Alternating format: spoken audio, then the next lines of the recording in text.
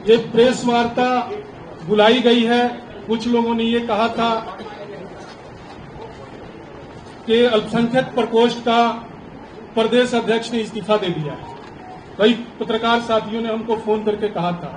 मैंने कल भी यहाँ यस न्यूज पर एक अपने सिवान में मैंने बाइट दिया है और माननीय मुख्यमंत्री श्री नीतीश कुमार जी ने जो बिहार को अल्पसंख्यक समाज के लिए जन्नत बना दिया है, उनके सारे बुनियादी मसलों को हल किया है, उनके खाने पीने में कोई परेशानी नहीं है, इंसाफ के साथ अमन और तरक्की के साथ उनको भी बराबरी का हक दे रहे हैं, तहफ्फुज का पैगाम दे रहे हैं और इसी को आगे हम लोग बढ़ा रहे हैं। और माननीय मुख्यमंत्री जी ने हमेशा न्याय के साथ विकास किया, किसी के साथ भेदभाव नहीं किया। और जो हमारे विरोधी दल हैं, कुछ छोटे लेवल के जो पहले कुछ हमारे कार्यकर्ता रहे होंगे, अभी कोई भी ऐसा हमारी स्टेट बॉडी 52 सांगठनिक जिला है और तकरीबन 225 के आसपास हमारे प्रदेश उपाध्यक्ष, प्रदेश महासचिव और प्रदेश सचिव और विशेष आमंत्रित हमारे सदस्य हैं, कार्यकारिणी के सदस्य हैं। किसी ने भी कोई इस्तीफा नहीं दिया।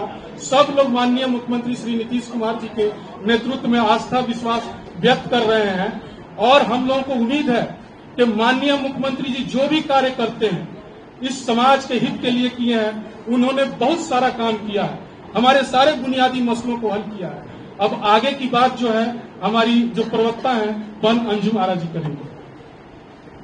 बहुत बहुत शुक्रिया अशरफ भाई।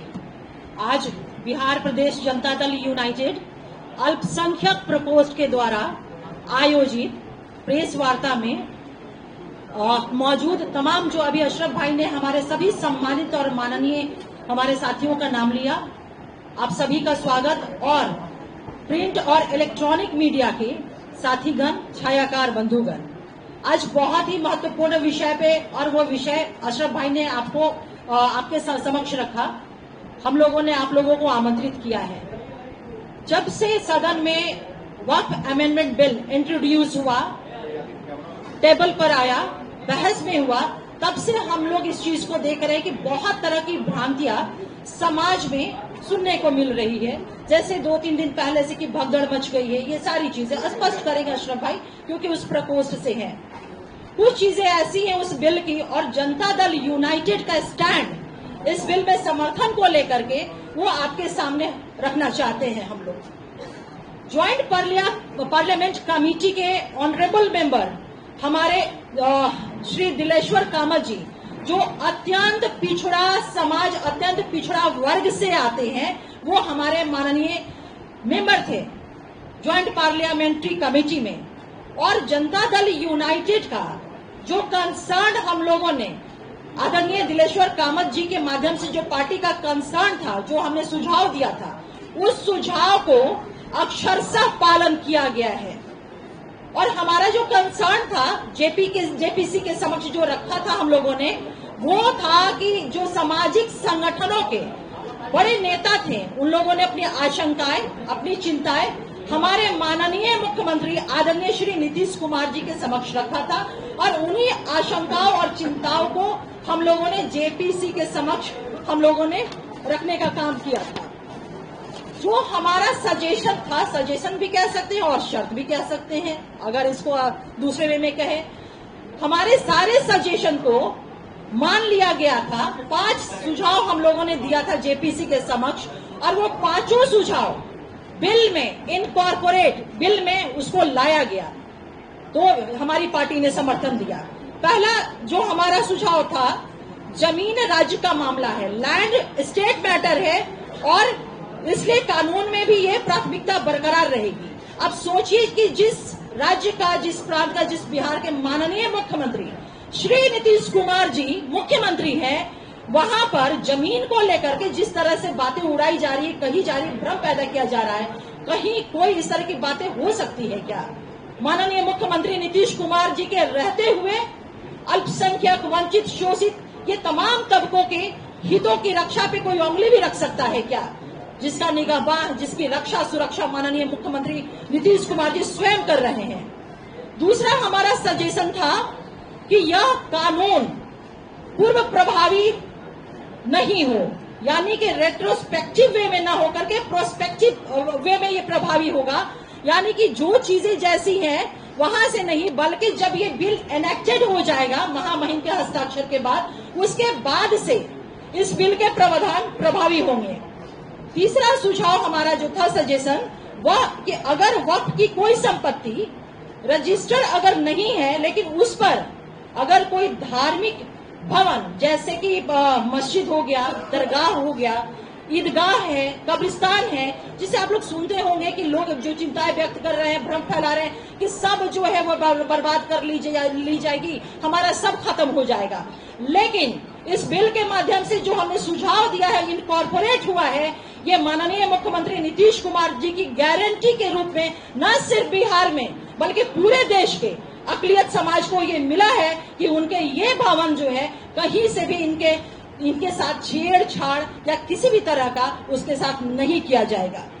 चौथा हमारा सजेशन रहा है, जो इनकॉर्पोरेट हुआ है, जिसको माना गया है वक्फ संपत्ति से जुड़े विवादों के निराकरण के लिए जिलाधिकारी से ऊपर के अधिकारी को अधिकृत किया जाए। इसको भी शामिल कर लिया गया है इस बिल में, जो हमने सुझाव दिया था। पांचवा हमारा सुझाव और अंतिम सुझाव कि वक्फ बोर्ड की संपत्ति के डिजिटलाइजेशन के लिए, जिसको हम बोलचाल की भाषा में हम लोग कह रहे हैं कि पोर्टल पे रजिस्ट्रेशन की हम बात कर रहे हैं, तो उसके लिए 6 महीने का जो समय बिल में था, हम लोगों ने इस चीज को सुझाव दिया था कि इस समय सीमा को बढ़ाई जाए और हमारे इस सुझाव को मान लिया गया। ये हमारे 5 महत्वपूर्ण सुझाव थे जिसकी मैंने आपके समक्ष चर्चा की है। इनको जब बिल में इंट्रोड्यूस कर लिया गया, इनको बिल में इनकॉर्पोरेट किया गया, तब जाकर के हमारी पार्टी जनता दल यूनाइटेड ने बिल का समर्थन किया है। दूसरी बात मैं कहना चाहती हूं आप लोगों से कि हैरानी होती है विपक्ष की बातों को सुन करके, हैरानी होती है कि इस विषय पे विपक्ष जिस तरह से बातों को कह रहा है, यह राष्ट्रीय जनता दल कह रहे हैं कि हम सुप्रीम कोर्ट माननीय सर्वोच्च न्यायालय जाएंगे।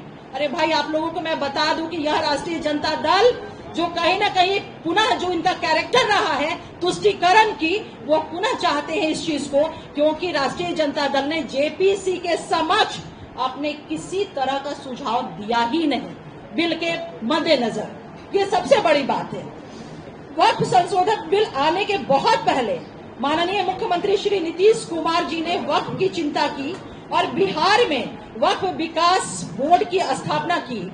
इसके तहत 110 करोड़ का वित्तीय आवंटन किया गया, जिससे अल्पसंख्यक छात्रावास, विवाह, मल्टीपर्पज बिल्डिंग आदि का निर्माण संभव हो पाया है।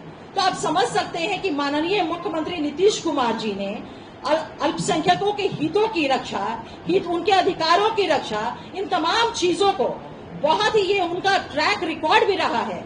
तो मैं आप लोगों के माध्यम से अपने आवाम की लोगों को यह बिल्कुल मजबूती के साथ और पूरी मैं जवाबदेही के साथ यह विश्वास दिलाती हूं कि माननीय मुख्यमंत्री नीतीश कुमार जी के रहते हुए अकलियत के हितों से उनकी रक्षा, उनकी सुरक्षा, उनके अधिकारों के साथ कोई भी छेड़छाड़ नहीं कर सकता है।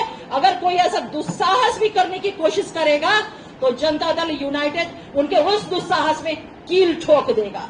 मैं अब आगे इन बातों को रखने के लिए जनाब अशरफ अंसारी साहब से गुजारिश करूंगी कि वो अपनी बातों को रखें।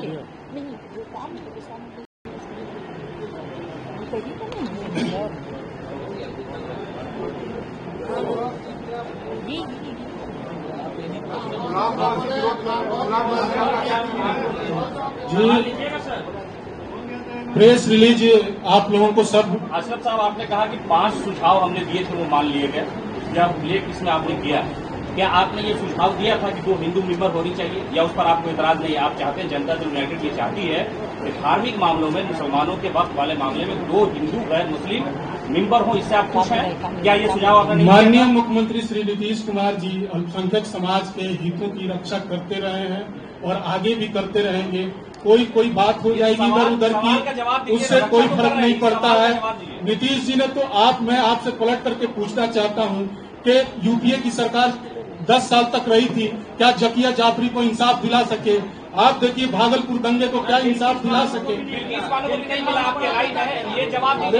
अरे आप माननीय मुख्यमंत्री श्री नीतीश कुमार जी ने हुनर योजना चलाई, उन्होंने सारा बीपीएससी के माध्यम से आपको डीएसपी बना रहे हैं, आप सारा कुछ बना रहे हैं, सब अल्पसंख्यकों को सारा कल्याण का काम कर रहे हैं। बस धन्यवाद।